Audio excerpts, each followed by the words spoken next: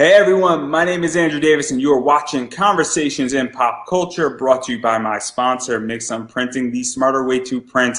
I know printing your creative project can be confusing and stressful, but Mixum is here to make it easy. From their instant quote calculator that lets you get as many quotes as you want for free to their 24-hour service support, Mixum is here to make sure your printing experience runs smoothly from start to finish. And right now you can actually choose from a range of premium printing options and materials. And the company has also printed many successful Kickstarter campaigns. Some of you have even heard about on this very show. Sam Quinton is one of them. He actually showed off what Mixum can do on 47 Furious Tales because that's who prints that book.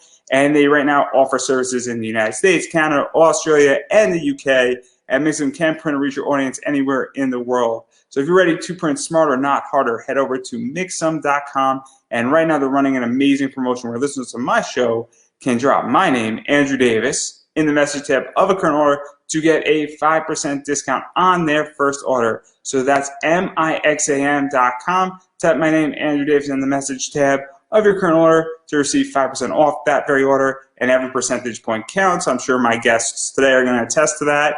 And without further ado, I have the comic creative team of Rob Multari, who's been on once before, and Mog Park. And I made sure I didn't say the S. I was tempted to, but it's Park, so I just want to make sure I said that correctly. And so welcome to the show, because I'm super excited to be here. Thank you for having us. Yeah, so obviously there's a lot going on with both of you. Your Kickstarter is killing it. Very high goal. You are fully funded. The book is happening, and that book is Snowpaw. It also is sort of set in a little bit of a bigger world, but we're going to get to that in 1 second here. So what is the basic premise of Snowpaw? Even though I've been reading the live reads, I know, but some people who might be hearing about this for the first time might not know. Right on. So in 19th century Scotland, a fierce heroine with an adventurous spirit nearly gives in to the social expectations of her time. But a trite fairy tale ending is not meant to be as Cyrilla McKinley discovers her werewolf lineage. Her eyes are open to the existence of supernatural beings and creatures of fantasy. Yeah, there's a lot going on. and that's only half the library. So clearly. So obviously there's a lot of stuff going on. And I kind of want to dive and go a step backwards because this is part of Nightwolf to some degree, which is your first book. And Nightwolf is 200 years after, I believe. And that's 5 issues. I think that's gathered in a trade at this point. I think it's on hiatus. There's some more to that story, I believe.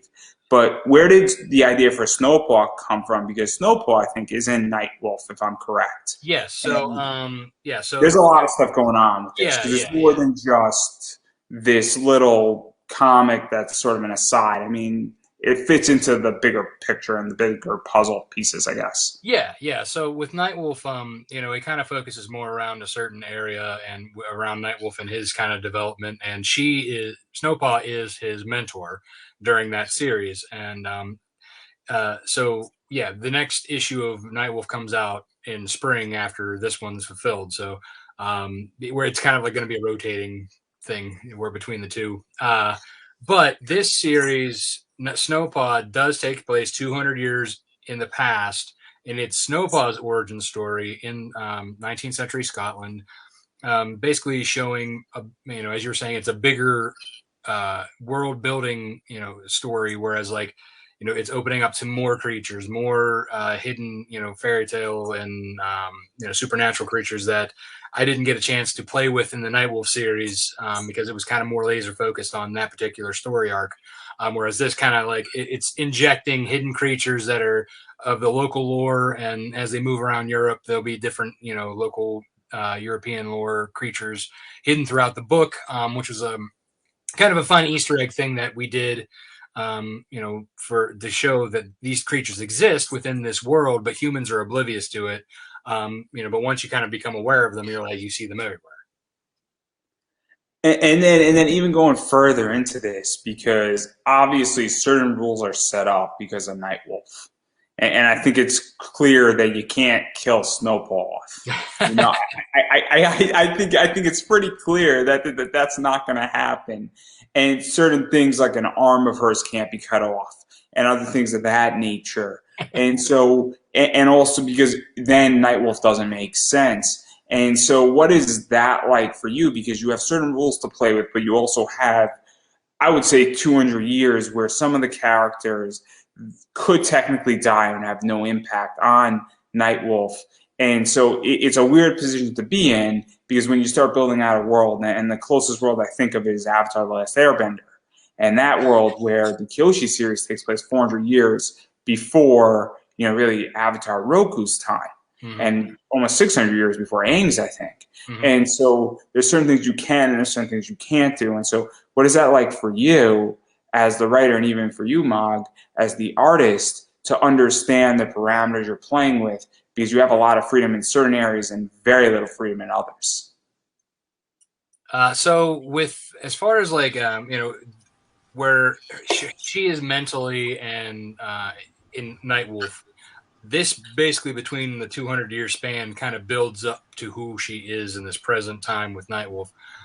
So there's a lot of things that happen. She experiences life and more longer than most normal people would, right? So she gets heartache, she experiences pain, suffering, as well as joy, happiness. There's a lot of things that happen. I mean, just because she doesn't die doesn't mean she can't be terribly hurt. Werewolves tend to have a faster healing metabolism. So things can happen to her in between now and then. Doesn't necessarily mean she's going to die, but stuff can happen. There are characters that do come and go through this series. Again, it's like you're. This series is like watching a lifetime of someone grow and develop into who they are, into like it's watching the adolescent or teenager growing into like a middle-aged adult kind of a situation, but with longer years in between. Um, so there's just so much that I can play with, so much I can do. I feel like it's not so much that I'm limited; it's that I have basically a timeline that I can explore. You know what I mean? Yeah, I could give a really good analogy. Have you? Everybody's gone bowling, right? Right. So sometimes when you go bowling and you suck at bowling, you have the bumpers up. And the way I view this with Nightwolf is that you have some bumpers up and you have some boundaries set, but you also have a lot of playing and a lot of field to play on. Mm-hmm. And it's a very interesting thing because most people don't get to play in that world, and it's super fascinating. And I'm curious on the art side of things what that is like for you, Mog, because it is understanding where Snowpaw is, but then you get 200 years backwards, and you can make her, obviously younger and look a little more naive and a little, I don't want to say less dirty, but a little more pure to some degree. Because if you're living for 200 years, I mean, no offense to anybody, and interpret it how you will, you're going to have wear on you and you're going to have different expressions, and things are going to change. And even the way you conduct yourself is going to change because you've seen some shit, if you're 200 years old, lack of a better word. So I'm curious from an artistic standpoint what that is like for you to play in this field. Because Rob, obviously you're the writer and obviously in the art, and it must be very cool to do that as well, knowing that you know what the future already looks like to some degree artistically. But honestly, I think because it's the beginning of everything, you just have it's a blank stage where you start everything fresh.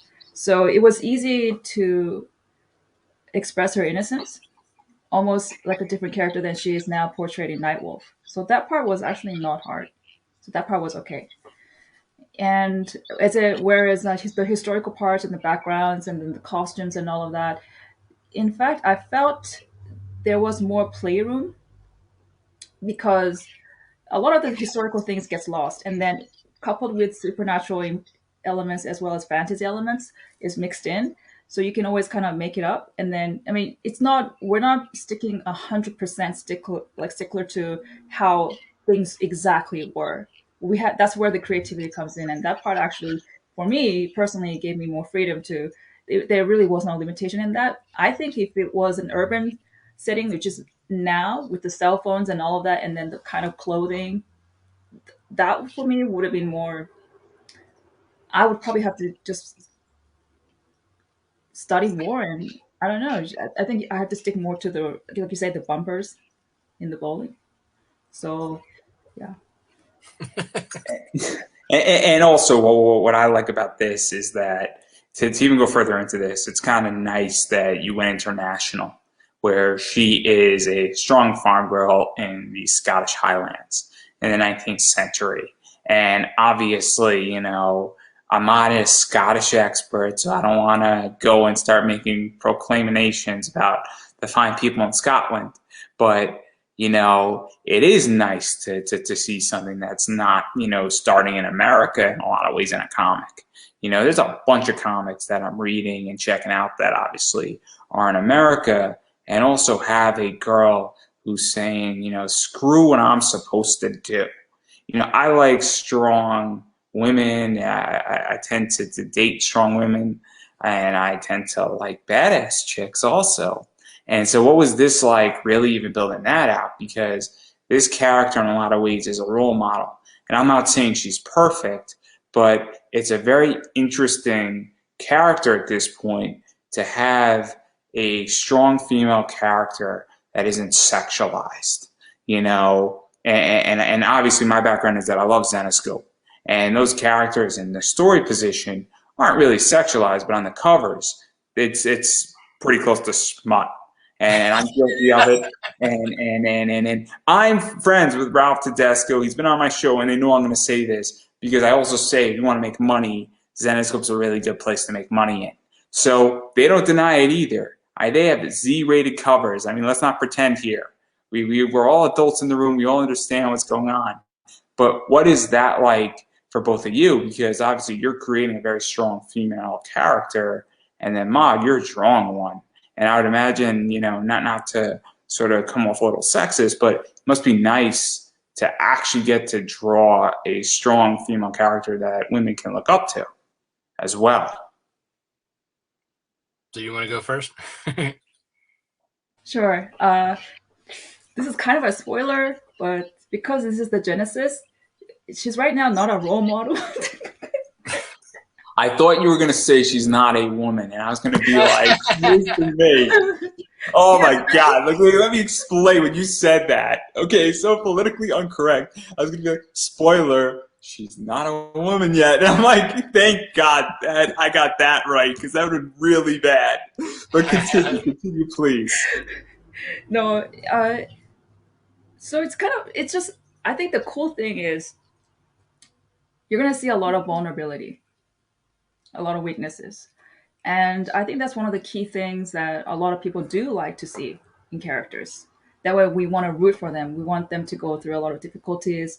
We want to see more of their weakness. And in a way, showing all of that is a part of it also a strength. So that certain quality was introduced and is going to be continually introduced. And I think that's fine.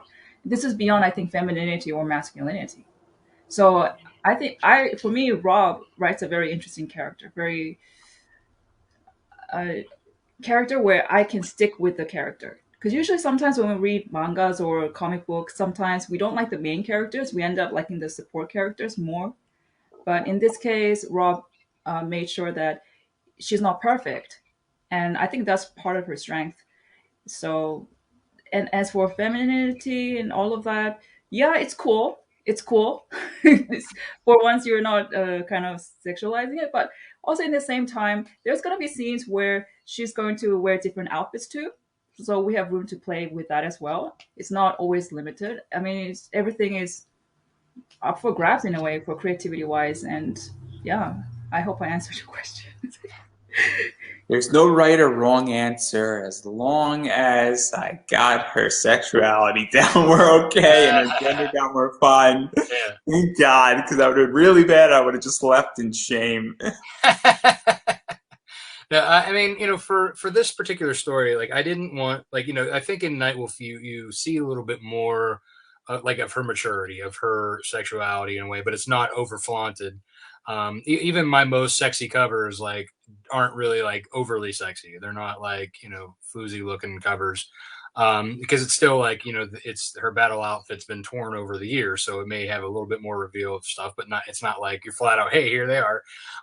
You know what I mean? You're not flat out seeing werewolf boobs. Nothing wrong with that. Nothing wrong right, with but yeah. you're I mean, into. in the same sense, I like, have a friend who's a furry fan, right. so Yeah. nothing wrong with that. No, My there is. friends There's don't definitely make there's money. nothing wrong with that, and you know, anybody who can make money doing it, give all the power to them. And you know, I know a lot of people who, you know, who do make money off of stuff like that. I mean, I could tell you right now who's killing it. IDW, Yeah. the Blue Rat. Come on, guys. Sonic the Hedgehog. This isn't hard. Yeah. I mean, seriously. If we go back to, you know, the core of the furries here, that's it. That's it. Let's not pretend. It killed in the box office. I mean, Jim Carrey, one of his best roles is Dr. Eggman. Come on. King of the furries here. We call things the way they should be called on this show. But Fair continue. Yeah. So, but I mean, you know, for me, like, I have 3 kids in my house, right? And I don't, you know, and these books are all over the place. So it's not, you know, I don't want to have, like, you know, these things hanging out where my, you know, my kids can just walk up and be like, what you know, in the same sense, so like with my daughter turning 4, like she's going to be eventually getting into reading and you know, and I want her to get into comic books because, you know, that's, to me, like, that's the next generation of readers. You know, you got to cultivate that, right? And I want some, and it felt like there hasn't been a lot of that for kids these days. And I'm not saying that like this book is for kids, just for kids. I mean, really, it's an all ages book. I'd say 10 plus. You know, adults can enjoy it. You know, kids can get the gist of it. But it's also, like I said, developing this strong female into a role model and making it so that, like, you know, it's kind of like a Wonder Woman-esque character eventually down the pipeline, but you get to see this development. Whereas like with Wonder Woman, it was Wonder Woman from the beginning, right? I mean, even from the very get-go, you didn't get to see a lot of her development over time. Whereas this is kind of like you get to see, you know, if you have like a perfect like superhero who has no flaws, I mean, you know, then it kind of gets boring and overdone. Like, I mean, you know, don't get me wrong, I like a good Superman story, but like Kryptonite and the Red Sun being his only 2, you know, Achilles heels, you know, and for the most part, it's the same thing. He flies in, saves the day, flies out, you know, saves Lois. You know, like, how many times can you really do that, you know? So you got to have a little bit more flaw, a little bit more character, a little more interest in there. And I kind of like, you know, being able to inject a little bit more natural feel of things. Like, you know, with in this particular issue, there's scenes where she's having interactions with you know, with her father, and it's an actual father-daughter relationship where, like, you know, she's an 18-year-old girl fighting, you know, her father's wishes, you know, and they butt heads, and they're, you know, both stubborn, and, you know, but then on the other hand, like, you know, towards the end of the book, then they have like that loving father-daughter relationship. So it's like you know, that typical, you know, you have a family, they fight, they love. It's, you know, it's, you see that there's a relationship. It's an actual something that people can relate to. And this is something that I thoroughly enjoy about your writing is that, you know, you're writing an actual story, and, you know, joking aside, you're not over sexualizing characters. You're not really injecting any of that in there, and you're actually providing a book that. So one of the problems, I don't have kids yet, but at some point I'm gonna have kids, and hopefully in the next, you know, 2, 3, 4 years is ideally when I'm gonna start having kids. I'm 28. So when in my 30s, I'm going to start. And one of the things that I'm going to be concerned about, and I'm very concerned about with what's going on Netflix and a variety of other stuff, is that adulthood is coming on a lot quicker for kids at this point. And I'm going to be very careful on what I give my kids to read, what I don't give my kids to read. I'm going to give, if I have a son, stuff different to read than I'm going to give my daughter. And certain, and even with comics and all that stuff. And knowing how you read and what I've seen of this book and Nightwolf, you know, I feel very comfortable that I feel kind of giving my 8-year-old, you know, this book. I think my 8-year-old would understand it if I had one. And I think that, you know, it's very important to get kids to read books and give them a little bit of maturity, and also give them books that have consequences, but also hitting that niche. And also it's important that comics are comics, and that it's not political, and that there's nothing in the real world in the book in a lot of ways beyond humanity's interactions. and hitting that niche. And I think a lot of people and a lot of creators in a lot of ways have forgotten that, where they're trying to make statements or they're trying to make money or they're trying to make bank, and they're forgetting the core element of this is making a good story and everything else will follow. And so, I mean, I'm curious how both of you feel about that, because that's something I'm noticing. And obviously, I'm not a content creator right now. I'm more commenting on it. But after interviewing so many people in the last 8 years across so many facets, I mean, I'm starting to notice a lot of trends like this where a lot of people I feel like are not writing comics for comics. They're writing it for everything but comics. And it's kind of a crazy world. I think you're doing the opposite. And I think that's why your project did really well funding. And I don't even think much of the big tiers were picked up on your thing. I think you did it in a lot of small tiers. Mm-hmm. Oh yeah, there's been a lot of there's a lot of new people jumping in, and they're not quite sold into Nightwolf yet, which is fine because they don't have to read Nightwolf to get this. Like, this is an entirely different, series with similar things, and I want it to be able to stand on its own. And so yeah, I think there's a lot of where they're more interested in the current story that they're seeing, and that's totally fine. And also, I have a lot of returning members of my wolf pack, if you will, who have backed Nightwolf, who are coming and they want the single issue because they already have everything else. So and this right now is almost like it's like at this point I'm 10 people away from having tied my highest backing campaign. Woo-hoo! So yeah, we're almost there. And we have 9 days left? Less? Yeah, man. 8 days to go. So I mean, no doubt that this is going to be, it's going to be a contender. So yeah, I mean, it's for me, like, I feel like being able to tell a story for that for everybody to enjoy, I think is a broader audience and people for more longevity than having where it's a niche, completely niche for one age or another. And I have seen that, like, I had to be able, like, my two boys are older than they're 13 and 11.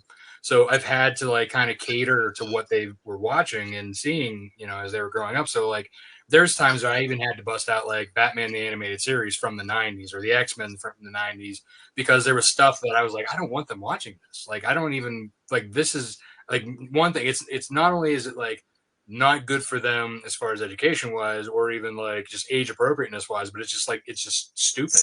And so stupid for stupidity's sake is just dumb. I'll give a good example of this. So I'm 28, so I think I'm significantly younger than you. I don't know how old you are, Rob, by any chance. So we're 11 years apart, so we're sort of different generations. I didn't learn the word sexy until I was like 14 or 15. In reality, my friends have a sister who is 10 years younger than we are. And so she's actually 9 years younger now. But she learned the word sexy when she was 11. So that should give an idea. So it's about a generation apart. So the generation beneath mine, which is 10 years, learned a word that I learned 3 years earlier. And then I would imagine that the generation after hers is going to learn that word, a few years earlier. And then all of a sudden, you're going to have 5-year-olds saying that word. Mm-hmm. And that's what's sort of happening. And it's very concerning. And I mean, I see projects on Kickstarter, and look, I'm all for nudity if it sells your book. I'm all for X-rated covers. Whatever is going to sell your book, I get it because it's a business. But at the same time, I'm also seeing that at this point, it's now that's not on the cover. It's one thing. In the book, though, it gets complicated, I think. And I think comics, and look, I'm not going to tell anybody how to run their business, but I think that there has to be real questions asked. And I think it's nice to see wholesome comics. I mean, Otis Frampton, who did Oddly Normal, was on my show twice. And he has a comic that's meant for kids. And it's really a weird book because it's in the kids section at Barnes & Noble. It's a graphic novel that's in the kids section. Mm-hmm. And it's kind of a weird thing. And, I mean, I think a lot of questions have to be raised. And I sort of appreciate the fact that you're doing a book that is not what everybody else is doing in the industry right now. Yeah, I'm kind of like very stuck that important. way. I've always been the kind that's like, I'm going to write what I want to write, and if people like it, cool. The cool thing about Rob's Snowpaw story is he's targeting a general mass of people. So the genre itself is not a niche. It's not specifically horror. It's not specifically action or whatever it is. It's got a combination of everything that's very good and wholesome. That's one thing. And also, I do like, if you ever know about his backstory, Rob's backstory is that he, kind of segueing back to your previous question, he started writing and enjoying comics just because he also had trouble reading, because you talked about reading. So he's Went making through all of this, but continue. It's important. It's important. yeah. So he understands. Sorry, Rob, you exist next to me, but Rob understands. Rob understands what it's like to be reading, and he puts his visual perspective as well as a visual sense, aesthetic, as well as storytelling. So I don't really recommend, especially independent comics. It's sometimes a hit and miss, but definitely with Rob's, I can solidly say it's a wholesome, good story, and it can appeal to a wide variety of mass. It's not just because you see werewolves or something. It's not going to be particularly like horrific. Yes, there's going to be horror. Yes, there's going to be some nude stuff, because why? They change when you change, the clothes comes off. Okay, it's just how it is. They're animals. But it has to be done tastefully. Don't worry too much about it. But the difference is that you're not doing nudity for the sake of nudity. It's complicated. So I just backed a project, and there's a lot of nudity in it, and I'm excited for the book. It's Isaac Fox's book, and it looks like an awesome book, and it's Suck You Busted, and and then Dan Mendoza has Zombie Trap. I think it's pretty safe to say with Zombie Trap, you know what you're getting. Or, J.S. Moore is going to have Cherry Tart or Cherry Pop coming out. If you don't know what that book is before you enter it, I'm sorry, you're going to be in for a rude awakening.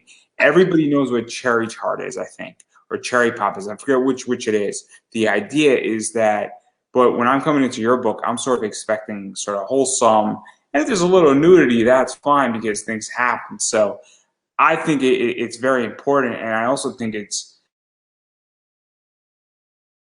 is more general in that it's not offensive, and I think that things are aimed at kids, and the entire comic industry is broken as an entity, because the biggest failure is when DC and Marvel got out of the supermarkets, and they haven't figured out how to solve that issue, and it's a generation that has been lost.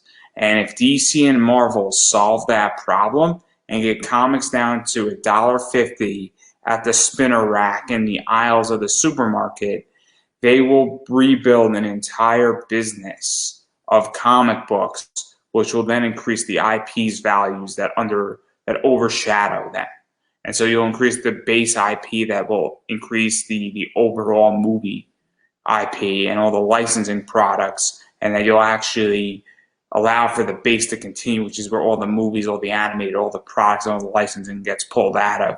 But without that base IP level, you're going to have a problem moving forward, and that's what's coming down the pike for Marvel and DC in the next 10 years. It's a big issue. But I digress. That's me pontificating. The other thing I like about this as well is that we're really dealing with the Monokai's background. I think I got that right? Yep, Monokai. See, I pay attention. I listen to Rob Anderson and you speak. I got all these names down. All of them.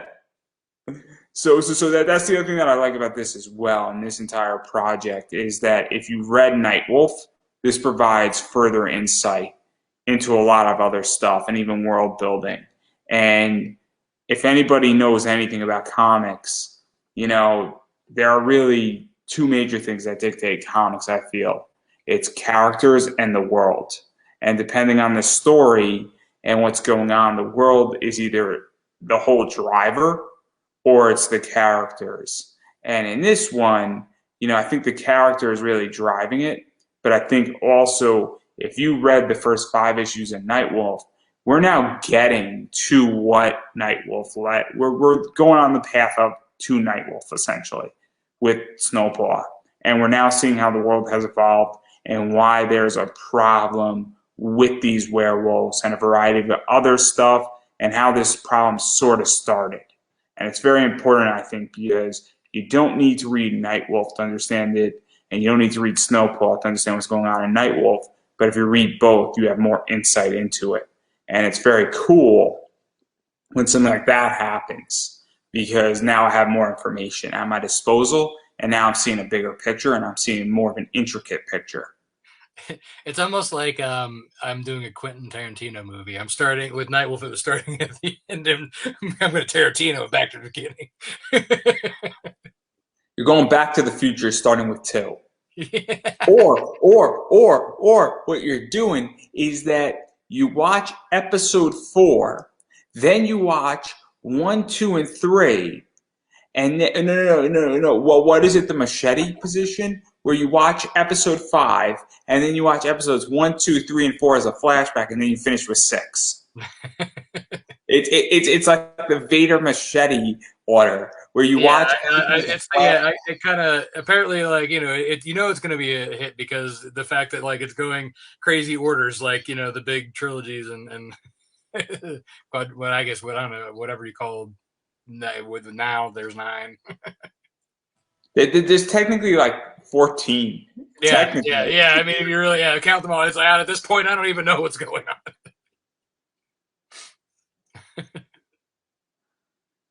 Oh, that's a good question. We're gonna ask that question a little later to that person, but obviously I do want to get into a bunch of stuff that's super interesting with all of this, and the stuff I want to talk about is that, and I think everybody wants to talk about it, is that what was it like to drop a 10K goal? Because you're not the only one who's doing that now. It's safe to say Kickstarter is really hot right now. I think it's the hottest crowdfunding platform. A lot of people are doing well on it. I'm coming over to Kickstarter, guys. I joined the crew. My project is going to be probably approved this Friday. I'm probably going to launch November 2nd. November 1st to November 2nd, depending on when I could pull a high-profile guest. I have somebody in mind that if I pull them, you're all going to hate me. But what was that like? Because that's a lot. That's a big indie position in a lot of ways. So it kind of all started with, like, Nightwolf issue 5. I usually, but prior to that is where I would set a $5,000 goal, which was the reason I set it at 5,000 was so my first failed Kickstarter in 2016 actually was a 20,000 goal. And it was a failed launch because I only raised $5,000. So, so that's kind of like why the next time I came back around, I had it at 5, and I managed to get over that. And then it kept building and building and building. And then, so I know, like, my last 2 campaigns prior to issue 5 went over 10K. And so knowing that I hit it twice before, even at a $5,000 goal, I knew it was reachable, but it was also very nerve-wracking. And a friend of mine, John Eddingfield II, he actually told me, he's like, dude, you've done it twice. You need that, and at that point I was like putting like art on credit cards and to try and like get everything finished prior to the launch. And I was like, well, I got this much credit card debt. I need to hit this much to be able to still print. Let's even talk about that. Not to go into too much finances. I was on Josh, just joshing last night, and I think it's a pretty clear position where I stand, where one of the reasons why I'm not producing comics, and I spoke about this on a bunch of other people's podcasts, is that I have economic commitments to a variety of things, including my Roth IRA, to a certain percentage has to go into my brokerage account, certain stuff goes into my crypto position, certain things go into spec books, and a variety of other stuff. And I know that I could produce a rate of return on certain things. And also, I don't want to go into debt. Producing comics is expensive. And so what is that like for you to say, hey, how am I going to service this debt? because it's super tricky when you're dealing with that, getting things funded, paying for art. You know, obviously, I don't think people fully understand how complicated it is and how expensive comics gets. Oh You know, yeah, whenever I mean you're it's printing, yeah, I know, yeah.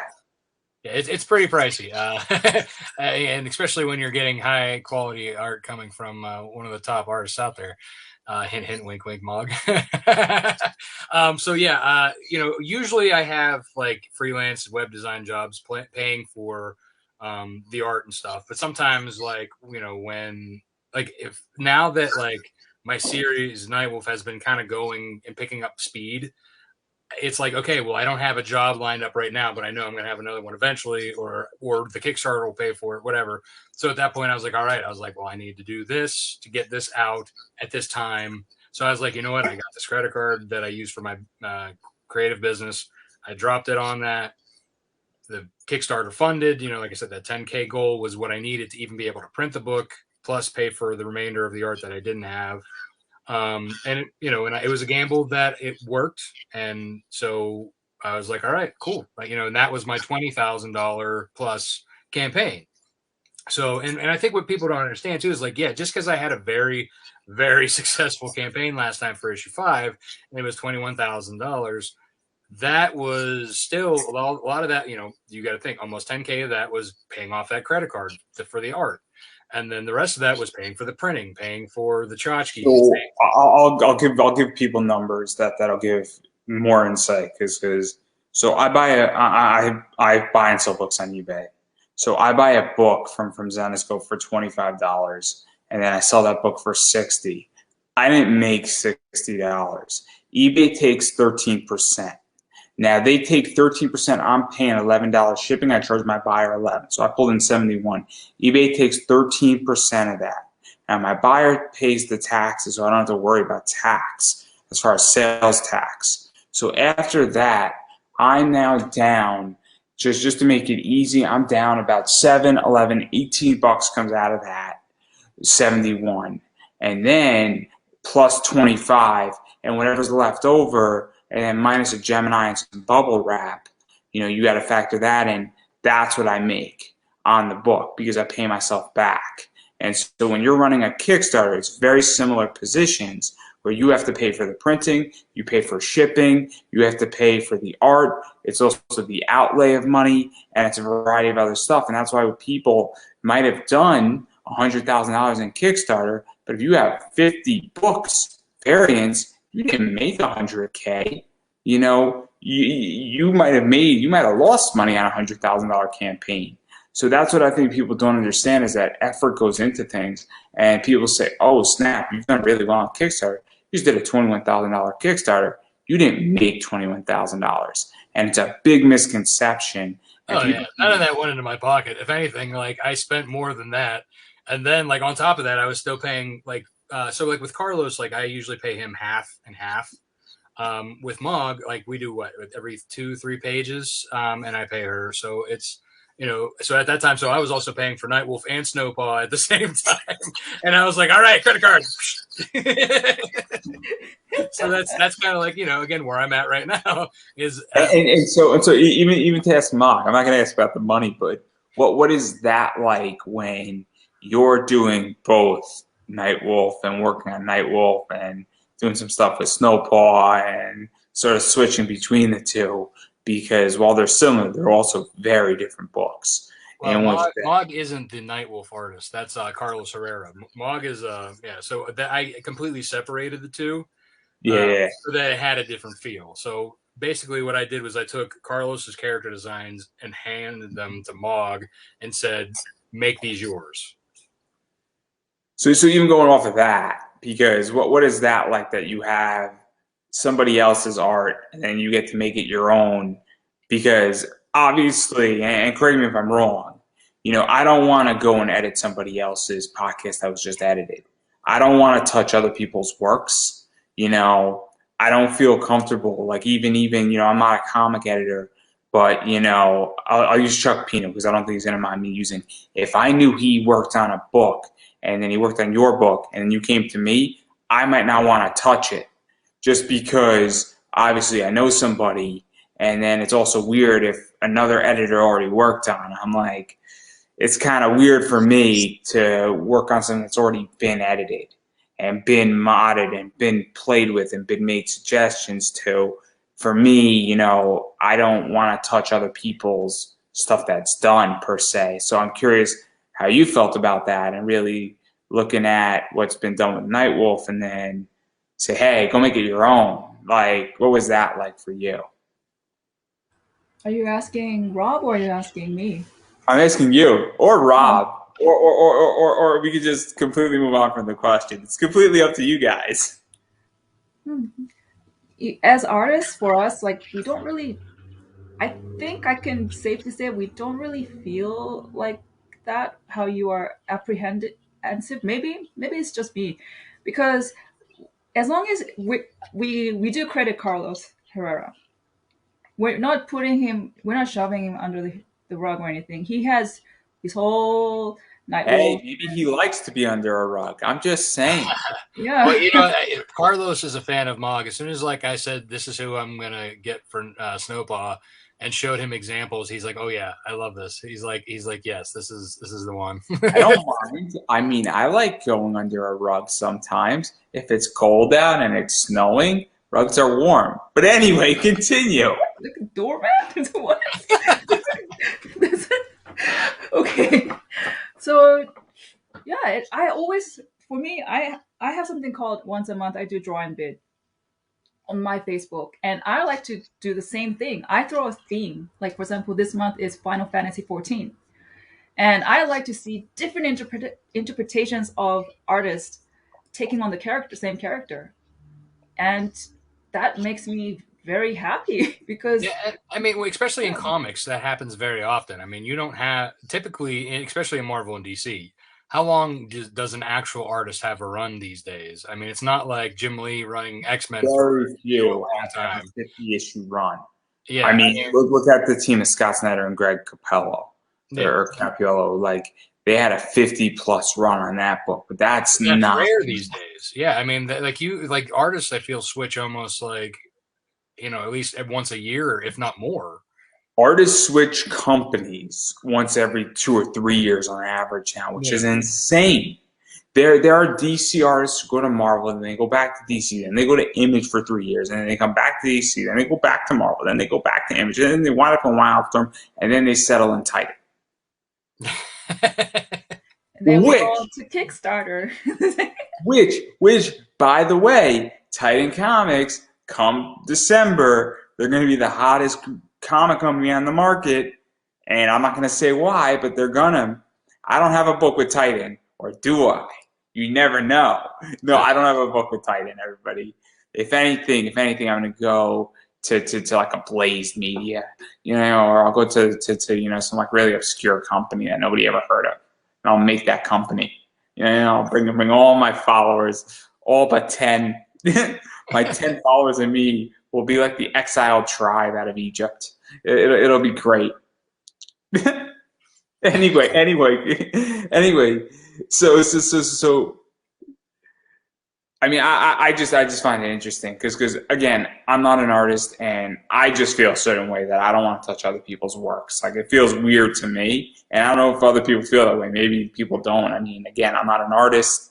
I am a commenter on comics, so I could be completely talking out of my ass when I'm saying half the stuff I'm saying on this. But I'm curious because it's not really my thing as far as I personally don't want to touch other people's works as far as yeah. that they developed. And I So think too, like again, that goes back to the whole like comics are just it's used to being kind of picked up by somebody else. Even when I was doing my trade paperback, I included 4 different writers doing 4 pages of extra art or extra story for my team to do during that time. And for me, it was like as long as they were like I gave them a basic like this is the general gist, and as long as they kind of stay within the rules of the world, they had free reign to do everything else. And for the most part, like I didn't have to do too much tweaking. Just kind of maybe a few things I was like, okay, go a little bit more this way, or this character would say this like this, kind of a situation. But like other than that, it's as long as like it stays within the world and the storytelling, I was happy to have them play in my sandbox. And again, with Carlos, he would have loved to done Snow Bob, but again, I told him, between like keeping him focused on doing Nightwolf and also having a female, I wanted to have a female team to kind of keep that female perspective. When I was looking at artists, and I found Mog and had suggested this, it was like I didn't even have to say much. Like Carlos is like, "Yep, I love it. Yeah, I love the style." So it was like he was happy that like somebody was going to be taking, like, because it's his baby too. In the end of the day, so somebody helping to kind of raise her, Snowpaw up to another level, and so I think, and both Carlos and I agree that Mom did an amazing job with it, and we're both very happy that she's involved in the project. Well, I would talk about Lone Wolf and Cub, but I don't think that's the appropriate thing, because I notice it's right behind you. That's why I know what those books look like. I know it because I grew up on it in a lot of ways, and read all of it, and I own all of it. So there you go. I had a Spinal Tap, and the story behind Lone Wolf and Cub and how I came into it is I had a Spinal Tap on something, and you're not supposed to move it. You get a Spinal Tap. Mm-hmm. And so me being the manga lover that I am, I decided to go to Barnes & Noble after my Spinal Tap and pick up like 5 issues of Lone Wolf and Cub. And on the way home, I threw up. But I enjoyed Lone Wolf and Cub for the rest of the day. So, like, it was worth it. It was worth it. I mean, guys, I had a caramel frap after I threw up. So I had a coffee taste in my mouth, which washed it out. But Lone Wolf and Cub is awesome. So that's my Lone Wolf and Cub story. And since we're on werewolves, it makes sense. But CC, it had a happy ending. So, what, guys? Starbucks is 50 years old. They're my next sponsor. This would be the point where I would do a live read, but since you're the only one who is the live read, it'd be a little awkward if I did a live read of yours. I digress. But I do want to talk about rewards, because obviously that's my role here. I want to sell a bunch of your books for everybody out there. Just want to make sure nobody's bothering me on all that. Oh, good. I checked the comments section to make sure there's no pending questions. So obviously we're going to go through rewards here. So this is the digital reward, which is $5. The shipping is killer on this. I just want to make it clear. Shipping is off the chart. Just saying. And I'm going to steal something out of Rob Anderson's playbook here. Table prices here. Table prices.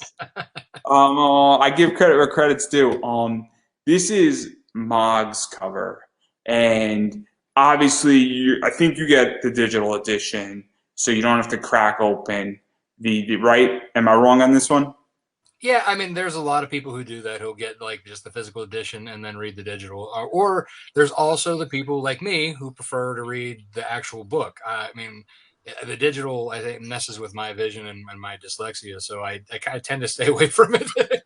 But I like to get them and back them for other people, But so for me, what it is that sometimes, it is, I throw all my digital books into one file, and sometimes it's late at night and I don't feel like turning on the light, and so I like to read books physically as well, especially on Kickstarter. But sometimes, I'm like, oh man, I'm going through my entire file. I'm like, oh man, I haven't read Snowpaw in a while, or I haven't read The Illusion Witch in a while, or I haven't read, Might in a while. Or conversely, sometimes, the book's in the mail, and I'm like, hey, if the person sends me the digital, I want to read the story ahead of time too. Oh yeah, and I make sure that the digital goes out as soon as possible. Like, after this campaign, once like the fulfillment surveys are all filled out, boom, you're getting your digital. That's what I'm planning to do with all 24 of my books. In my digital bundle pack, $12, guys, 24 books. Minimum 24 books. I have people bothering me in the last hour to see if they could still join my digital bundle. I never thought I was that popular. You know, if only I was that popular in high school, we would be all in a much better place. Oh, but anyhow, what's the story behind this cover? Because I am super curious, and even going further into that, obviously I believe that technically this is sort of cover A, that the interior artist should get the cover A. So what's the deal behind all this, Mog? Yeah, I mean, I feel the same way. That's why I always have the covers, the artists doing the cover A. But I will let Not your turn, Rob. I will let We've gone through this. It's okay. It's fine. Let Rob. No. I was just agreeing with the cover A. Now it's your turn. No, whatever he said. Totally fine, man. Totally fine. Well, you know what? Why don't you talk about like the thumbnails and then leading up to like the crazy, ground gemstones that you put in this thing. Yeah, because I was trained traditionally as an illustrator, and the way we were taught, we were very traditional. My major was traditional illustration. This is the real cover get. This is the real question. What with this cover, Mog? Okay, so I had free reign in choosing what kind of topic, and I told Rob, I want to kind of maybe fairy tale, but a bit dark, mysterious, and feminine. So I created a bunch of thumbnails for him, and I created about 19. So yeah, and I not 20, 20 no, with a 19, off exactly the job. 19. So I realized maybe I was just so excited. So, and I think I realized, maybe it's not a good idea. Next time I'm only going to give him 2 choices. Well, there were so many good ones that like neither of us could pick one. So like we actually polled her Sunday, drawing crew, like her usuals, and we're like, hey, what do you think? Yeah, we ended up having a poll, and then whichever got the highest vote, we ended up choosing with. However, the cool thing about doing all those 19 thumbnails, I reuse them, and it's going to be shown a little bit here and there in the reward tiers as an add-on. So it was not effort wasted. And also, me and Rob were talking about how we can use this for the next cover and the next cover. So it's really not a waste. And also, there's the saying, I don't know how keen Rob is on this, but, Corey Hardyman, who just did Sister Mercy, has the sketchbook / the Sister Mercy art book. And so there's covers that he's done, but then there's all these pinups and other stuff that is unused art that's in there. And, a bunch of companies do that. And this is not a new idea. Top Cow's been doing it back in the day in the 90s for years in their swimsuit editions. Robotech in their swimsuit edition has done this. Yes, Robotech has a swimsuit edition. Before anybody asks, it's great. It's legitly like done like Sports Illustrated. And yes, the men are in it. Okay? The men are in it. You want to talk about progression here. Eclipse Comics, way ahead of its time. The men were in it. So I'm just saying, it's an equal offender. But I don't know how keen you're on that idea, but I think that's, awesome. It's funny you say that because we the second stretch goal is a digital version of her sketches. So it's her it's Mog Park's Snowpaw #1 digital sketchbook. So that's something everybody's going to get for free. As a stretch goal. See, I don't look at things for a day because I'm actually at my job, and this is people actually do important things when I'm working. I'm glad I can contribute in my unique way. Anyway, this is obviously that book. This is another one where Catherine Loeb did a cover. And so obviously this is just another variant, and it's just another cool one. And obviously we kind of have more of a 19th century feel. I guess sort of what could have been, I guess is a good way to put it, maybe. I don't know how this story is truly going to go. So I don't want to ruin anything. You choose. And then there's this one as well, which is the Kyle Roberts cover. And this is definitely darker if you're more into the darker realm of things and everything that's going on with that. I like this tier a lot as well, where this is basically the full digital experience. For those who don't know, shipping is a bitch. It keeps getting more expensive. I'm in a slight international crisis where legitimately I cannot send somebody an invoice in the UK on eBay because eBay is set up a certain way that it doesn't allow me to do it. Not to mention that I charge $11 to ship my books on eBay, and it's expensive. So this is the complete catch up for $21, and you're getting all of Nightwolf, and you're getting the first issue of Snowfall. And I'm not too sure. Is that digital sketchbook also included in this? Yes. So everybody who backs the campaign at a digital or a physical will get the digital sketchbook.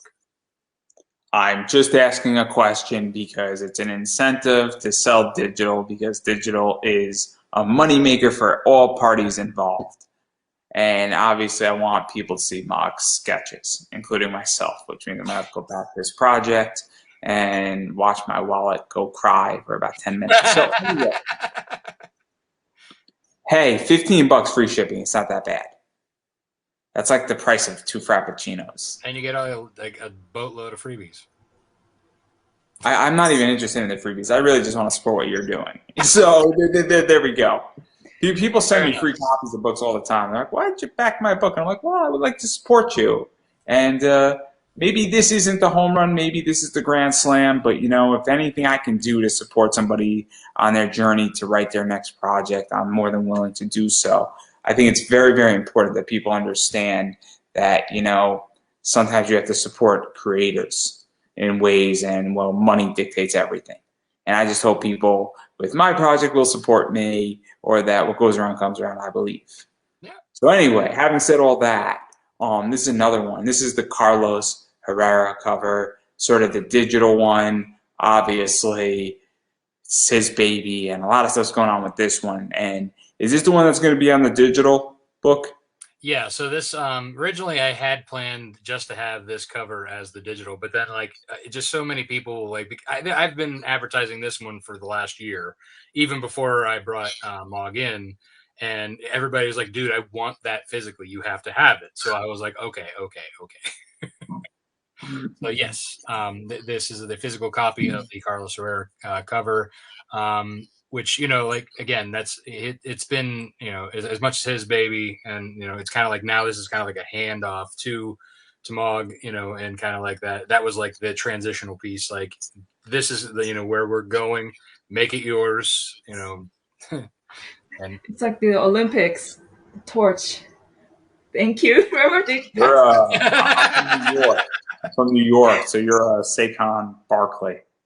And we have Daniel Jones sneaking you the football to get 10 yards. I don't know if anybody got that joke. It's a bad joke, but the Giants won last Sunday, so it's all right. They're not a very good team right now. I'm the first person to say the Cowboys, phenomenal team, the Cowboys, and I don't like the Cowboys either, but they're better than the Eagles. And this is why I can't buy from Zenoscope. I'm pretty sure I'm going to get banned from buying from their virtual live stream on Thanksgiving because they're in Philly and they're all Eagles fans. So just for you, Rob, just for you, I'm willing to die on the bird here. But enough about me. It's all about you. Probably this is another one that's really cool. Chris Williams. And what he's doing, and this is just a wild, trippy cover. Oh yeah, like Chris Williams. So I've used him several times with my Nightwolf covers as a variant artist, and he and I, we've actually met in person in Philadelphia, as a matter of fact. At the it was at an Eagles game of all places. Yeah.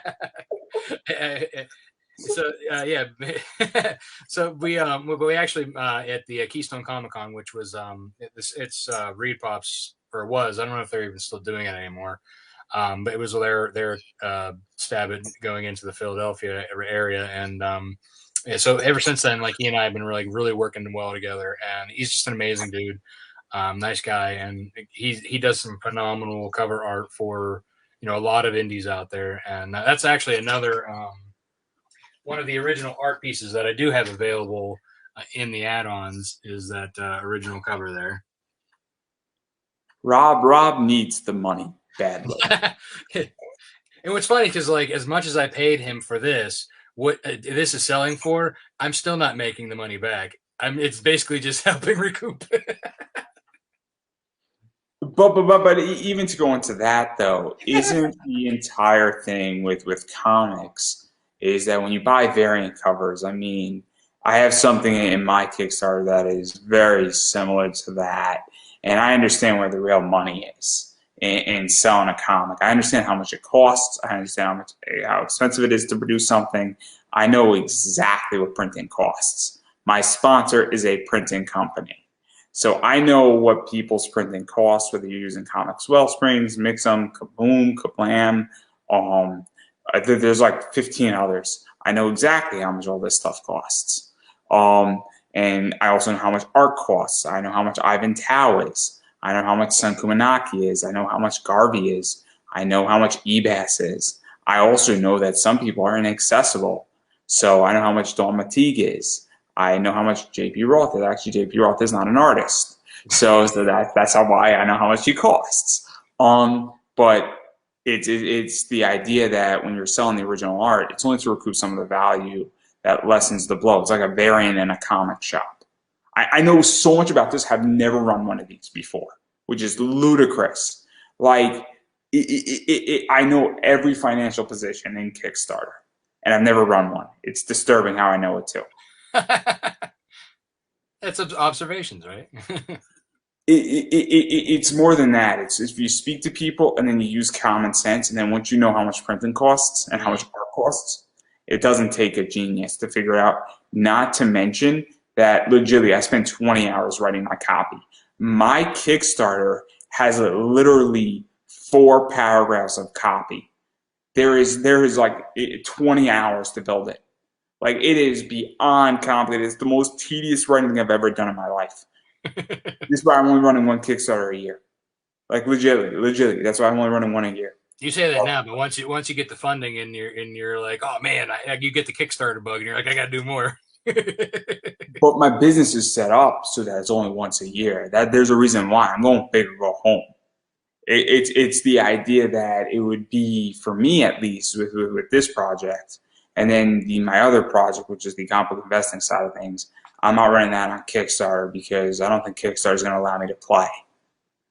I don't think they're going to allow me to play on their platform. Not to mention that I could get those ad costs down significantly, and I can do that project cheaper than what Kickstarter will charge me elsewhere on ClickFunnels. But I digress right there. Enough about that. This cover is slamming. Yeah. So I don't know. Have you ever read Tart by Kevin Joseph and Ludo Sully or Ludovic Sully? I know of it. I know of it. Yeah, it's a Scout book.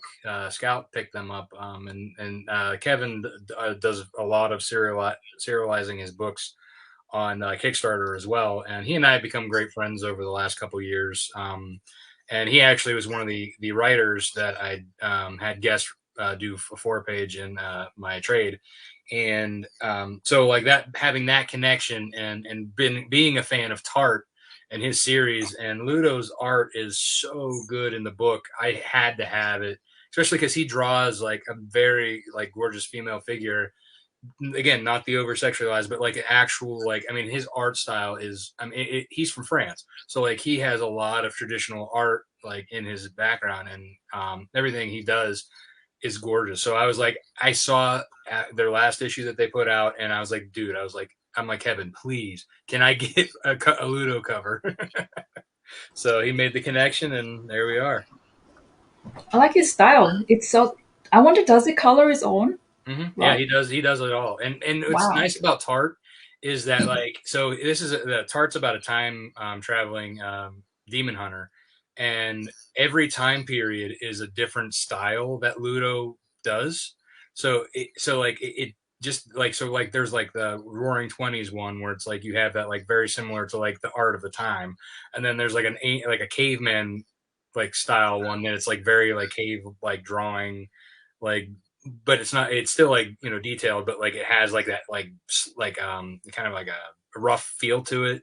And then he has like one where like it's a tapestry half of the story is basically like actual happening, like present time, versus like there's a tapestry telling a tale at the same time, and he goes back and forth and like showing the two different art styles in one issue was amazing. And so, like I said, that was like what sealed.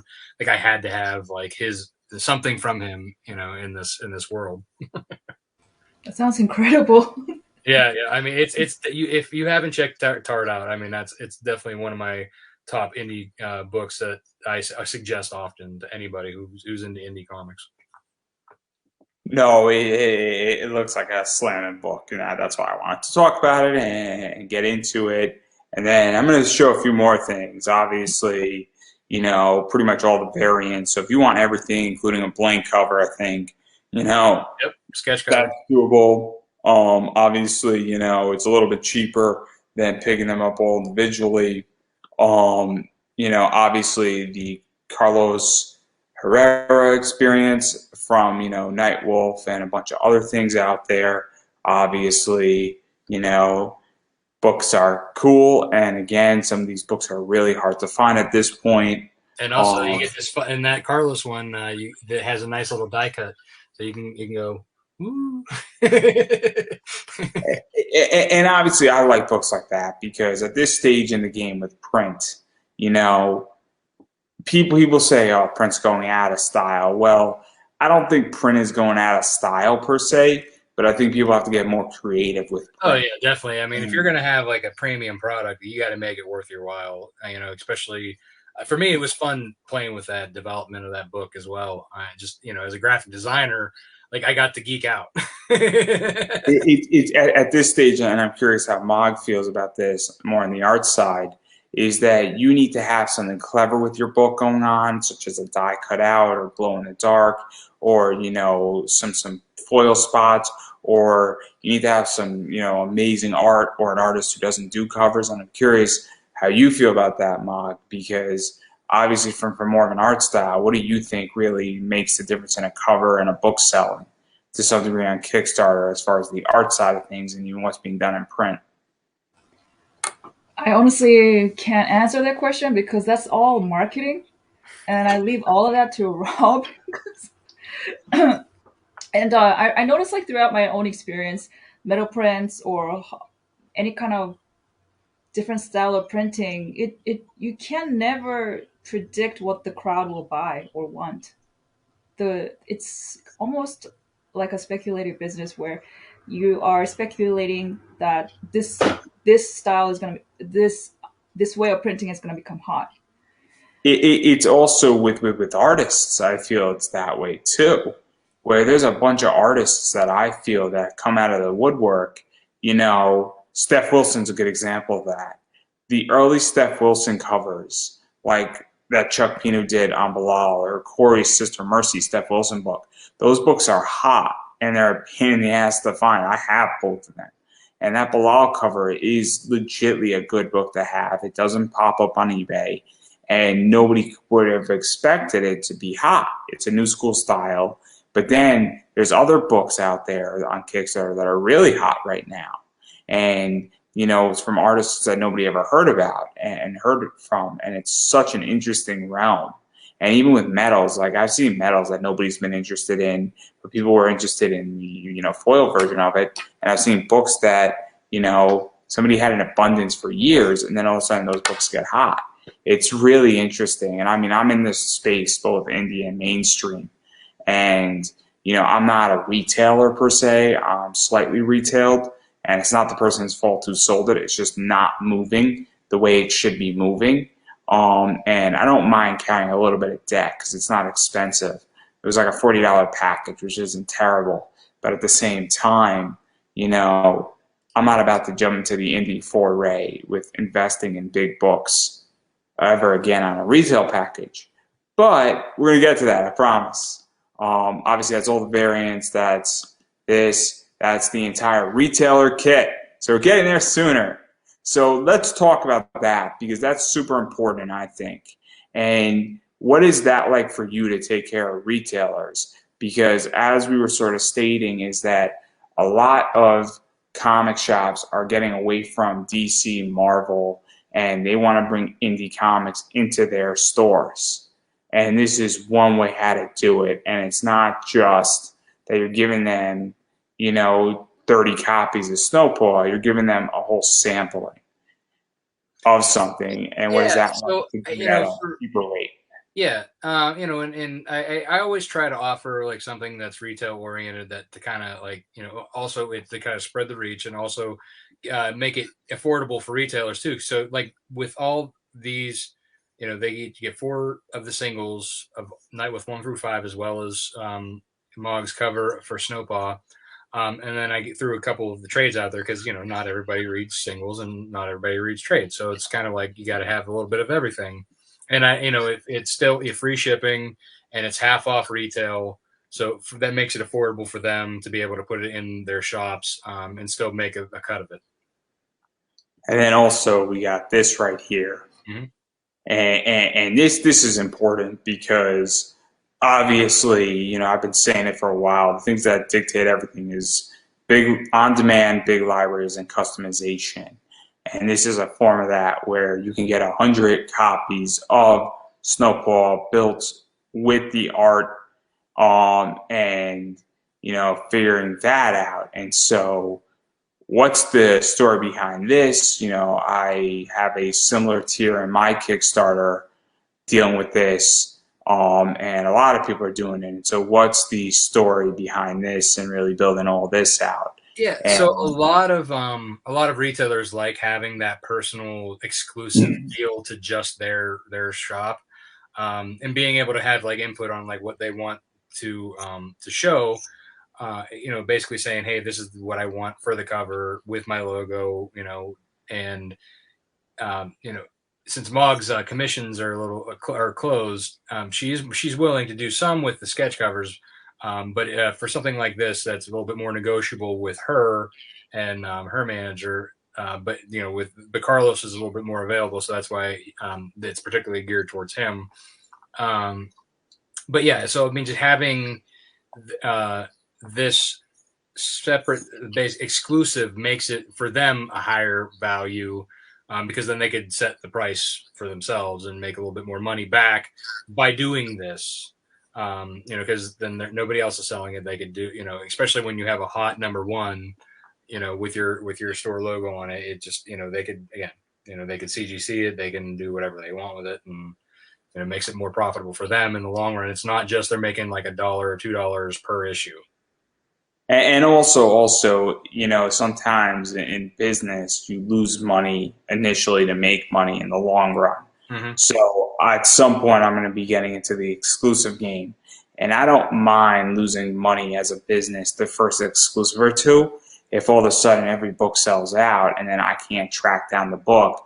And then you slowly, in the next one or the next one, raise up your prices, and then you sort of create the demand. And also, it's an attraction when you have store exclusives, and especially at this point where, paying Marvel, paying DC, paying Image, and paying the licensing fees can get very pricey with the big boys, and the profit goes down. While with an indie book, there's more money to be made per se. It's also easier because you're not paying tremendous licensing fees, and you also have a lot more freedom. And there is going to be a discussion if somebody backs that tier, and there's going to be some input. And obviously, certain stores, there's a store called Gotham Comics, for instance. Right. Naturally, I don't think you'd be opposed if somebody said, "Hey, can we incorporate my comic store in the background?" Exactly. Yeah. I mean, I have no issue doing that, and trying to figure out how it works. Again, for them, and to make it worthwhile. Like I said, even if they were like that 750 tier, even if they charge $10 per issue for 100 issues, they're already making more than what they're paying for, and again, if they wanted to charge more, they could, because there's only 100 and it's exclusive to them. So, that's just something, extra nice for the retailers to help them make a little extra money as well. And then obviously this is dope. Just the I think it's 6 medals. Yeah, 6 medals, but they also get the regular editions as well. So it's not just the medals; they're getting the printed versions as well, the paper versions. So if you've never bought a medal, let me explain to you a medal. So a metal is that the comic is bounded. So the cover is bounded to a metal, I guess, plate. And then they typically grade out nicer. They're shiny. They're more durable. They tend to go for more money, and they look nicer. And they also have a little bit more weight. They can be CGC graded as long as they fit in the holder. And if you want good examples of metal books, type in Zenoscope Metal on eBay, and you'll see those books go for $75 and up. And depending on the metal and depending on the exclusivity, some of those books go for a lot more. There are Zenoscope metals and a variety of other companies that have done metals that have gone for $300, $400, $500. There is a metal that is a one of one on Zenoscope that is going for about $700. It will probably sell for about $500 with the right buyer. So that should give you an example that metals are nice and that they do fetch a higher premium, and it's something that people really enjoy. Hopefully I sold the metal collection. Hopefully. Yeah, no, it's, yeah, those things. And for me, this is my first dive into them, and doing that. So, I'm excited to, for them to come out, and Fairy Metal is the ones who are producing them for me. So it's going to be a very, That's Jacob Stern, right? yeah, I believe so. I wanted to get him on, and we just never connected. We just never connected. So if he's listening and somebody wants to make that introduction, I would happily have him on, because there's so many things. They do metal cards, and I actually and they have their own series too. That they were. I know it was just timing, Yeah. and sometimes things don't happen. Sometimes people are just like, oh, I can't get in, or I can't get off work, Yeah. because I want to do metal cards with them with my little elf. I own my elf, guys. I own my elf. I'm just saying. It's like Zelda meets Leafa from SAO. It's an awesome thing. It wasn't even that expensive. I hired an artist pretty cheap. I should have paid like 3 times what I paid, and I feel guilty for about 2 minutes, and then I smile because I've used that logo so many times now. She might be designing her a sister. If we reach a certain stretch goal in my Kickstarter, she's going to get a sister, my elf. But I digress right there. And then we got these packages, and this is sort of the biggest thing out of the bundle. But this is a mystery fun box. So I'm not so curious about the actual box, because that's a new thing on Kickstarter, and I've seen a bunch of people do custom boxes, which I think is cool. And I love custom boxes. Don't get me wrong. I think it's cool. I think it's clever. But that's something that I've seen a lot as of lately. I'm more interested in the CGC component of it, because that's interesting. What's the deal behind that? Because that's fascinating to me. So yeah, the CGC is basically like it's when I'm going to order a bunch of them. Once the book's printed, send off to them. And then I'm going to get a bunch back in, and then I'm going to fill 25 boxes and not know what's in there after that. And it's a mystery to even me. So you get all of the covers. That's a guarantee. So that's not even the mystery. That's a guarantee. You'll also get a mystery one of the CGC covers of Snowpaw. It could be a metal one. It could be one of the other ones. Who knows? It's a mystery. And it could be whatever it's graded at. Usually they tend to come out like a 9.8. And I've done that several times with I had a Nightwolf box that I did that with, and I've sold out of them, all but like 2. And so this is kind of similar in that sense that we're going to be doing that, and plus other random merchandise will go in the box as well to get like a $200+ value. That all and it's not only with the box. It's not. Let me ask a question. Are the books you're sending out, are they going to be signed, or are they going to be just blue labels? No, they're going to be signed. They're going to be the signature series. I have to ask these questions. People need to know. Of course. Yeah, these are legitimate questions here. Yeah.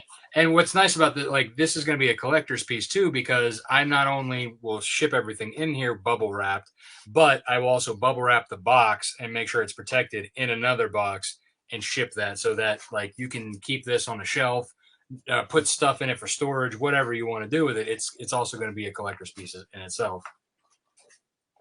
I don't know what Tom is talking about in this. I have no idea what Tom is talking about in this. So if Tom wants to explain himself in the comments, he's more than welcome to. But I do like the fact that it's signed. That's actually super cool. I also appreciate the 7 people still watching. You're like my third highest viewing thing next to Ivan Tao. It's tough. It's tough to top Ivan. And Ivan was a trooper. He did it at like 2 a.m. Oh wow! 2 a.m, guys. I see this Tom's response. He's giving me some shit. It's all right. It's all right. Yeah, Tom and I are actually going to be doing a panel together at the Akron Comic-Con, and it's my first panel, and it's an honor to do it with Tom, who is an industry great out there. You're going to catch the bug. I did 50 of them, and on various topics, and it gets addicting. But I've never been invited, never been paid, and I will quietly walk away because I'm now making money in this industry, not being at a con. Apparently you have a fan, Mog. Apparently this guy over here who apparently gives me a lot of shit. So I'm not thrilled with no, Larry knows I'm fucking with him. But I digress right there. Obviously a lot of shit's going on. There's a bunch of omega, beta, alpha tiers. Pretty much you can get anything you want. You have a $2,500 tier. I don't know what's wrong with you. So God, I don't even want to know what that is. I think that's one of the most expensive tiers that I've ever seen on Kickstarter, which I don't know if it's a joke. I don't know if you're serious, and I'm curious who's going to back it. Like I said, it's so Mog's cover is ground gemstones. She used that ground gemstones in her paints for her original painting. It's not even just like an inked cover with digital colors. It's actually painted with ground gemstones. I mean, that 2,500, I'm not getting all of that. That a lot of that's going to be going to her too, so she's getting paid. So explain to me, Mog, what exactly that painting is, because I think it's really interesting. This entire thing, where you obviously grounded gemstones and some other stuff, and even the idea of it, because this is something that I wouldn't even think about. I come up with crazy ideas from a intellectual standpoint that shouldn't work. But what's the story behind this? Because I think a lot of people want to know. Well, I just went medieval. She went medieval on this. Yeah. That's how they used to paint, okay, I'll ask the question simpler. You could ground up coffee. You could ground up sugar. You could make alcohol. You can, mix mustard and ketchup. Gemstones. Like, what? How did that even come into play? Because I think of 15 things to grind up before I think of gemstones. And what I mean by 15 things before, I think like gemstones is like number 150 on the list. Like I'm like, I'll grind up coffee today. And I don't have any coffee to paint with. Gemstones it is. Like, yes, Tom, a mustard cover. Tom, if you book me for a cover, I'll do a mustard cover for one of your books. I relish but no ketchup, no relish, and definitely no hot sauce. Just plain mustard. It will be different colored mustards. I will go through all the mustards. It will be mustard up. I will mustard a cover for you, Tom. Okay, so getting back to gemstones, though.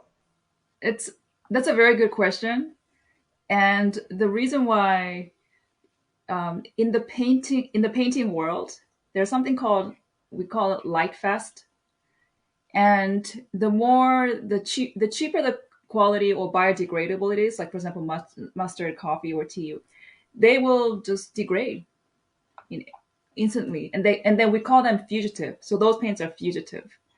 But colors that are very high quality, especially like back in the medieval times, they created their own, they ground their own stones and stuff like that. Those things, they last for centuries. So these things, because of that and because of the archivable quality itself, I was very curious. And also, I just wanted to see how it reacts. Because when you own an original, it's different than seeing it in a digital screen or on a print. An original is entirely different. That's one thing fascinating thing I realized is it changes color during the day. I mean, the mood is a little bit different depending on how you light it. And sometimes it can be very dark and sometimes it can be very light. It depends on how you shine the light. And it The was angle more of of a, lighting it. yeah. And I tend to be very analytical in nature, so I like experimenting in different paints. And I know it was very expensive, but I really wanted to know because I only read about it when I was in college how these masters back in the medieval time would make their own paints and use very expensive stones to get that pure color. And I just wanted to know what it is like. So that my curiosity, just got the better of me, and I just started experimenting. So that's what it is. I think it's just fascinating because I, again, am not artistic to the same degree as painting and all that stuff. And even just throwing that out there and doing something and playing around with it and even experimenting, I think it's really, really cool. And I just would never even think about doing it that way. And for me, I just think it's fun and I think it's interesting. And I'm super curious about this because I can't draw for shit. I'm not going to pretend I understand where my strength is. I know how to do a lot of things, but I wouldn't even conceptualize this idea. And it's so fascinating when people do that. And I'm watching people do art and things of that nature. And then even this goes beyond that because now you're actually using a material that I don't think I've ever seen anybody on Kickstarter do something like this. So it's kind of cool in a lot of ways. And so obviously it's probably worth $2,500. So whoever buys it, I think you're going to get a steal on that thing. Yeah, it's literally a jewel painting, and it will outlive you and outlast you. That's an Maybe. investment for your children's children. Hey, you know what is? There's plenty of rich people in the world, and you know what is? You just got to find the right buyer. That's all it is. In which a bunch of people have money. I know how much people spend on comics every month, and somebody wants this. It's just a matter of finding the right buyer. So having said all that, I do want to back out. I know I'm missing a few rewards.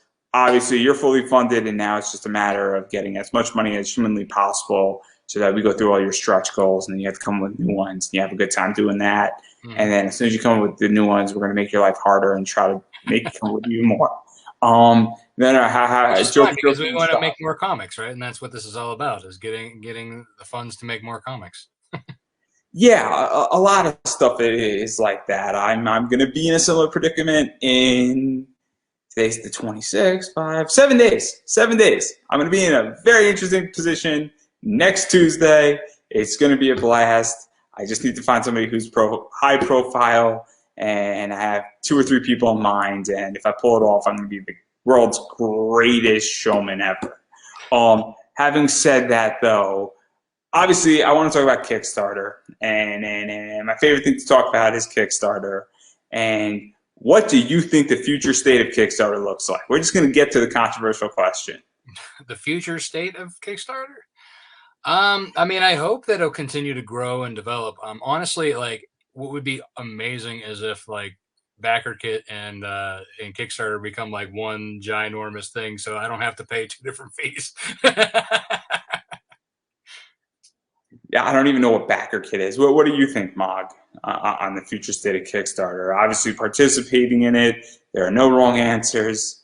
There are just better answers than others.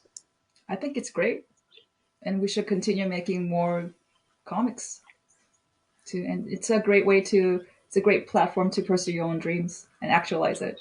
You would think the Kickstarter would considering the fact that like comics is one of the highest funding categories now, they would be like, hey, you know what? Let's start a publishing company and take some of these people who are making us money and make more. Yeah. I'm very concerned about Kickstarter personally, where I think there is an oversaturation on it. I think that Kickstarter has gone through a big boom in the last 22 months. Hmm. And I know there's a bunch of people who are in the chat who are going to disagree with me, and I'll take the flack for it. Um, but I am concerned that it's looking a lot like the 1990s with Image. And I understand it's not going to be as detrimental, but I am concerned about the whole thing as a comic industry as well. And it's the same problem with entertainment, where entertainment is oversaturated. You look at Netflix that has a $20 billion budget. Disney has a 14 billion, budget. Amazon's content production budget is huge, and there is an oversaturation. And at a certain point, we're gonna go off the cliff. It's just that how bad are we all gonna fall? And I'm very concerned, and maybe I'm wrong, and hopefully I am wrong. At a certain point, we're gonna go. I don't know what just happened. That was an echo. Sorry. Oh my god, it scared the shit out of me. I got enough problems. I'm already having like a breakdown as a human being today. Like Yeah, I was trying to reply to a comment, and then it did like the volume like kicked on, and I was like, shit. Oh my god. So that's how I feel about it, and hopefully I'm wrong. Hopefully I'm wrong on it, but I'm very concerned, and I'm in the investing side of it. So that's how I view it. And that's how I view it. But enough about me, guys. Enough about me. We're not going to go deep into market speculation. That was last night with just joshing. If you want to know about market speculation, definitely pay attention to me last night on just joshing. It was a fun interview, and I will be talking about that on Friday as well.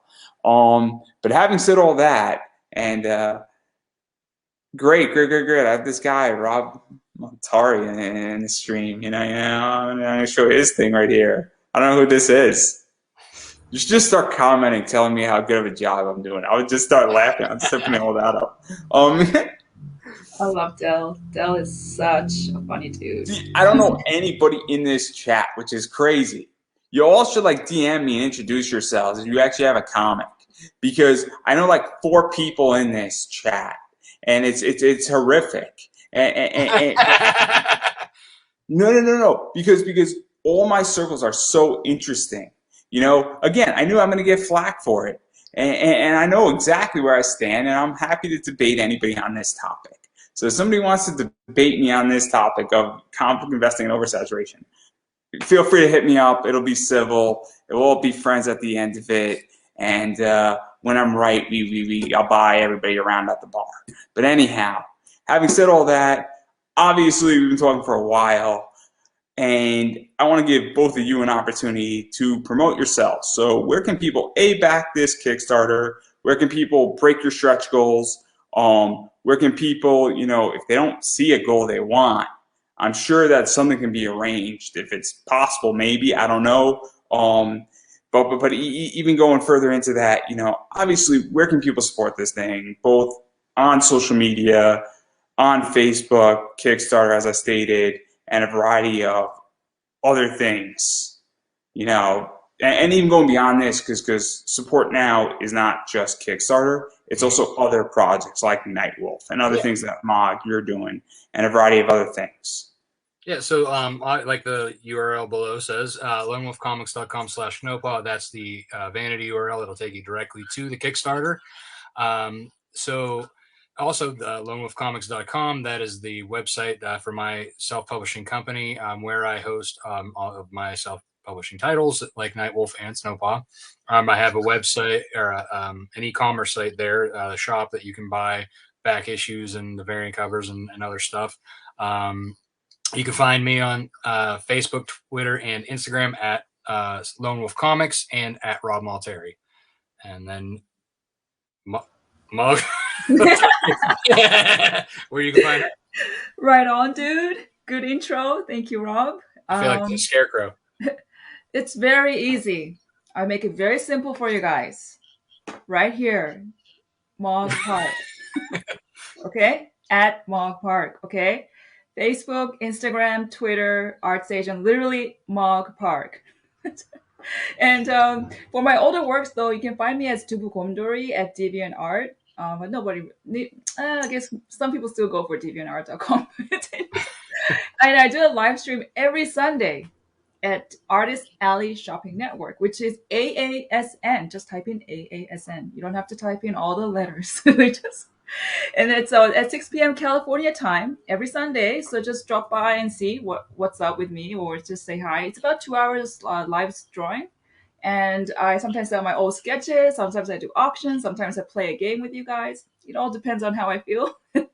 And also every month I do a show called Draw and Bid, like I said, and it always happens at the last Sunday of the month, and it's always a different theme per month. And again, like I said before, this month's theme is Final Fantasy 14, and usually we average about 20 entries a month. And there's always a few that get into sometimes in the hundreds of dollars where it does get sold. But don't expect like that. I'm here to really support the art community and artists, just to network each other. We're having just a fun time. Don't expect to make money there though. And the bidding, however, the bidding war is brutal. It really is brutal. It's funny. I love seeing that. And like Rob said before, my commissions are closed. So tough luck. Ouch. Which means that when they open up at some point again, you got to be quick on the draw. That's what it means. At some point, your commissions will be open up, I'm presuming. And when they open up, you got to be quick on the draw. And, is that's the way it's supposed to be. You snooze, you lose. That's all I'm going to say. So obviously, I've been saying this a while. I do know Niobe Comics, and I just want to defeat that comment. Just letting you know, Larry. I know you very well. And I'm actually excited for that book. I'm actually super excited for that book. But having said that, and I'm going to keep on saying it, you have to support indie comics. And what that means is you actually have to back Kickstarters. And preferably, obviously, you should be backing Rob and Mog Park's Kickstarter and Snowball and everything that's going on. Because that's first and foremost, in the indie world, and I think a bunch of people in the chat know this, and I'm going to keep saying it, is that we're not DC, we're not Marvel, we're not Image. The backers make a lot of these books possible, and, well, money makes the world go round. So you have to back a book. Whether you're backing it digital or you're backing it physical, no pledge is too big or too small for that matter, and everything helps. And even going beyond that, though, backing now isn't enough anymore. And I think it's safe to say that if you back it, that's great, but share that you backed it. Tweet it out on Twitter, share it on your Facebook wall, share it if you have a Facebook page, share it. My Facebook group is pretty open. People can share whatever they want in my Facebook group, minus eBay and porn. The reason why is that Facebook flags that stuff. Legitimately, from a business standpoint, if you put smut in a group, it actually fucks up the algorithm. It's really not good. But and I don't want people to sell stuff on eBay because I don't want the competition. It's all about me. It's all about me. This entire show is about me, and I permit people to comment and enjoy. No, I actually care about comments, guys. Having said all that, though, sharing is really important because Facebook's algorithm and Instagram's algorithm and Twitter's algorithm is not what it used to be. And there's projects that I haven't seen, and they're 20 days old, and I'm like, how did I not see this on day one? And it's a real issue. And so sharing gets that out there. Also, remind me if you have a Kickstarter, or remind people, and I know some people have issues with that, but guess what? I'm busy. So say, hey, got a Kickstarter going on. Helps me out tremendously, and I guarantee you there's a bunch of other people who don't see your stuff either. So it's a big deal. So that's very important. And anything in that realm is super important. Sharing a like go a long way. Mm-hmm. Also, a thank you goes a long way too. And before I finish my pontification here and on my soapbox, I am also an indie content creator. Obviously, support my sponsor if you need books printed, mix them. I also have Buy Me a Coffee. I appreciate every dollar that is thrown my way. It means a lot to me. Even though my sponsor covers a lot of stuff, I do a lot of live reads. Running this thing is expensive. I also have a Kickstarter dropping dealing with season 3 of this show. A lot of cool perks. My digital bundle package is 24 books for $12.